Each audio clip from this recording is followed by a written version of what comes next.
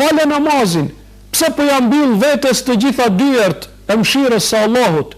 Leje një derë qel, siç ka thënë një mëkatar në kohën e Imam Ahmedit, rahimahullah, të cilin Imam Ahmedi e pa duke bërë një mëkat, e pa duke vjedhur dhe duke bërë një mëkat.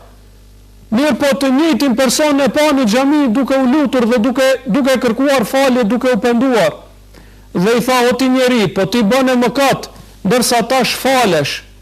I tha, o imam, unë e di gabimet e mia, mirë po nuk dua që t'jam mbylli vetes sime të gjitha dyert të mëshirës së Allahut. Andaj e lash derën e namazit qel, me shpresë se Allahu do të ma fal. Në po atë vit kur shkon në haxh, Imam Ahmedi e shef këtë njeri të përmirësuar, të penduar dhe duke u lutur në Qabe, në shtëpinë e Allahut të lartësuar. Andaj edhe thot, e la një derë qel në mes tij dhe Zotit të tij, andaj Allahu i aqeli edhe dyert tjera të mëshirës së tij. Andaj leje një derë qel mes teje dhe Zotit tënd, dhe padyshim se dera më e madhe në këtë drejtim është namazi.